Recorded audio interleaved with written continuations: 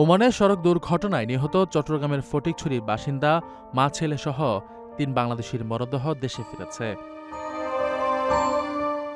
বৃহস্পতিবার বিকেল ৫টার দিকে বিমান বাংলাদেশ এয়ারলাইন্সের একটি ফ্লাইট মরদেহ নিয়ে ঢাকায় হযরত শাহজালাল আন্তর্জাতিক বিমানবন্দরে এসে পৌঁছায়। বিষয়টি নিয়ে নিহতের স্বজন জানে আলম গণমাধ্যমকে জানান, ওমানে গাড়ি উল্টে নিহত সাকিবুল হাসান, তার মা বিলকিস আক্তার ও ভগ্নিপতি দিদারুল আলমের মরদেহ ঢাকায় পৌঁছেছে। এদিন রাতেই তাদের মরদেহ চট্টগ্রামে নিয়ে আসা হবে। পরদিন শুক্রবার বিকেল ৩টায় ফটিকছড়ি গ্রামের বাড়িতে নিহতের নামাজে জানাজা শেষে দাফন করা হবে।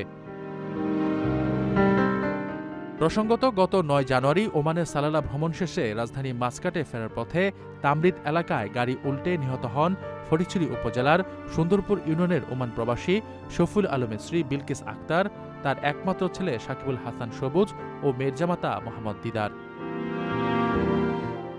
দুর্ঘটনায় ভাগ্যক্রমে প্রাণে বেঁচে গেলেও গুরুতর আহত হয়ে এখনও হাসপাতালে চিকিৎসাধীন নিহত সাকিবের স্ত্রী এবং ছোট বোন। ওমানের সেরা রেট দিচ্ছে বাংলাদেশি প্রতিষ্ঠান গালফ এক্সচেঞ্জ। প্রিয়জনকে টাকা পাঠাতে আজই আসুন আমাদের যে কোনো ব্রাঞ্চে অথবা কল করুন স্ক্রিনে দেয়া নাম্বারে। গালফ এক্সচেঞ্জ, বাংলাদেশিদের প্রিয় এক্সচেঞ্জ।